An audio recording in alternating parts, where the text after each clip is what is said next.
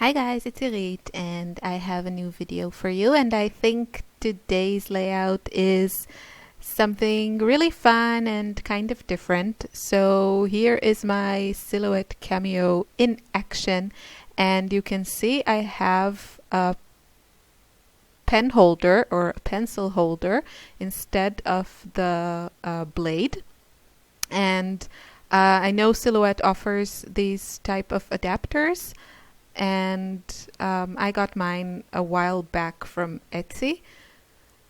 So basically I just used a pencil, and instead of cutting the cut file, this is from the Cuppa Joe cut file, there I am showing it to you.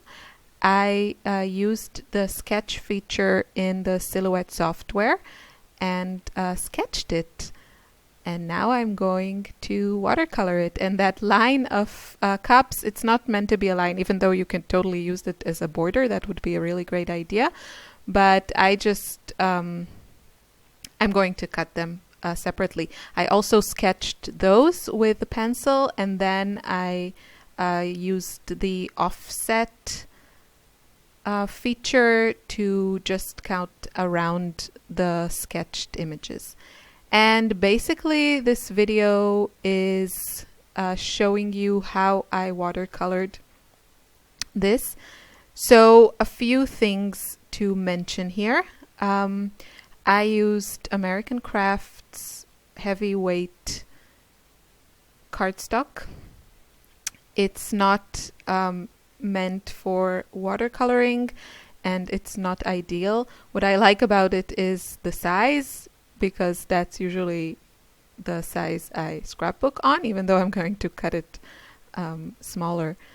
But and the color, like that bright white, I really like that. And the watercolor papers that I find are always more on the cream side. So just something to keep in mind, you can't be too free with using water, and it will buckle and warp. As you can see, it gets better a bit when it's dry, and I am going to use a lot of adhesive when I glue it to my background. I'm going to mount it on a 12 by 12 piece of pattern paper. So I don't think it really shows on the final layout, but it would probably work better with watercolor paper. Just a side note, you make your own informed choices. So I'm using my own palette of watercolors. This palette, I bought it empty and kind of filled it with all kinds of colors and brands that I liked. And it's a little bit messy, and yeah, it's just plastic. It's not really that great quality, but it does the job. And I'm using an oval brush for my watercolors, and the whole style of watercoloring here is very, very influenced by, I think I've talked about it now in every video just because I've been a little obsessed with it. There's a wonderful watercolor artist called Danielle Donaldson, and she does the most amazing illustrations with watercolors. It's just beautiful, beautiful work. And I got her book. It's called Creative Girl. And yeah, she just goes through all kinds of projects and her process there. So one of the things she does is she uses very light colors of watercolors. So that's what I'm doing here. You can see I add a lot of water to my watercolors to really get light colors. And she also does a lot of layers of watercolors, but for that you have to wait for each layer to be dry. And I really love also how she mixes colors. So you see I really let the colors kind of flow into each other without worrying too much about things mixing around. That's part of the beautiful look of watercolors. And this whole cut file, Cuppa Joe, has a coffee theme to it, not surprisingly. It has some great images. If you don't have this kind of pencil holder or pen holder, or you just are too intimidated to mess around with this, I did do a test cut. I don't know if you can see it. The software has this option for a test cut, and at the very, very top left corner there's a little square with a triangle inside. So I did the test cut with my pencil already in, just to make sure that it was indeed drawing and not pushing too hard on the paper. My pencil was also not sharp at all, because I didn't want it to rip the paper, so it was, yeah, kind of dull, I would say. And so just a few tips, but excuse me. But if you don't want to mess around with this whole sketching thing, what you could do is just use the cut file normally, just cut it out of whatever type of paper, cardstock, whatever you use, and then just trace it. Just put it on your white cardstock or watercolor paper and just go around with a pencil around all the lines, and you will get kind of a similar effect. I was just lazy, and I thought it was a really great way to stretch my machine and the cut files. And yeah, just fun to try something else. But you could totally just trace it yourself with a pencil. That would work really well too. So I'm also adding some splatters, which is something I do a lot, but it's also kind of a thing that the artist I mentioned does, and she also adds kind of like little doodles and flowers around her splatters, so I'm going to do that also here. And now I'm going back and adding more layers, more color, more shadowing. It just gives it a lot more depth and interest, but you could stop after the first layer. That would be really pretty too. And if I think my colors are too intense, I can always use a clean, somewhat dry brush, and the brush just soaks back the color if it's still wet, and then you can tone it down. So at the beginning I put there a little bit too much red, and I just soaked it up with a dry brush. So the video goes on with me doing some more watercolor painting. I'm gonna play you some music, and you can watch and see how this came together. I just want to mention that I usually like to choose which colors I'm going to use according to which products I will use later when I start embellishing the page. So what you can see there on the left side, you see a bunch of papers there. That's the October Day in the Life Cocoa Daisy kit, which is their pocket page type scrapbooking kit. And I kind of pulled the colors from that, and I'm going to use some of the things from that kit on my layout. So I will play you some music and catch up later in the video.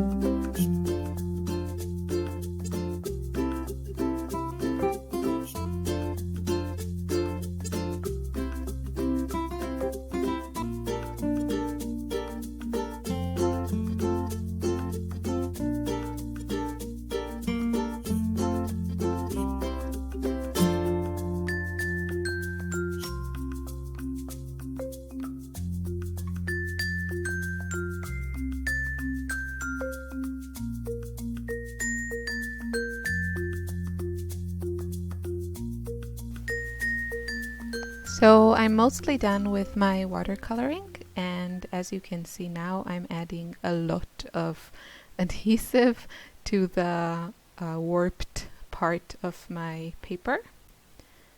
And of course, because I adhered it kind of crooked, then I'm going to have to find a solution. So I'm just going to cut off a little bit from the top and the bottom and distress the edges. If I paid a bit more attention, then I probably could have adhered it straight. But, you know, we can always make it work somehow. So it just adds some nice texture. And my background paper is this really cute, has like these words written on it in black. It's from the Dear Lizzie documentary collection, and I just thought it was kind of fitting, besides the fact that it just looks nice, the black and white with all the watercolors. But since this layout is about coffee, and I drink coffee every day of the week, so I thought it was a nice touch. And I kind of want to use these cups, but eventually only one of them will make it to the page. But I felt they needed a little bit, like a couple more layers. So I'm going to just add a little bit more, and I'm using my new watercolor set. And I showed this on a haul video. These are from Sennelier. I'm sorry if I'm butchering that beautiful French name. And they are just gorgeous, gorgeous, gorgeous watercolors. So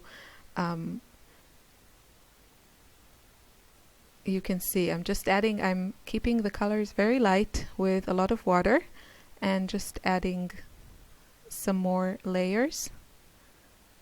And of course you should let it dry completely. I'm also going to add just a little bit more outlining with my pencil, kind of where there are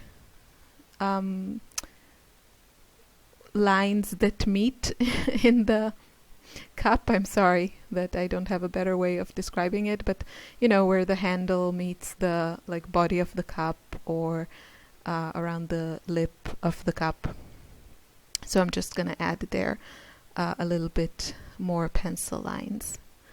And you should do that. If you're adding some more pencil lines, then you should really wait until it's dry, because you run the risk of tearing your paper, especially if you are using something like cardstock that is not very strong. So wait till it's dry. Listen to me. Do as I say, don't do as I do, like the song goes. And yeah, it's just so cute. I mean, these cups are just adorable.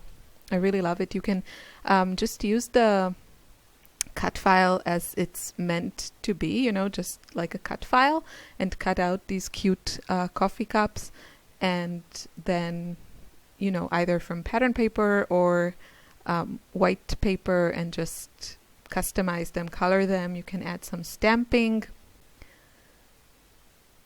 or what I'm gonna do is I'm going to add like a little enamel heart on the one cup that will make it to this page.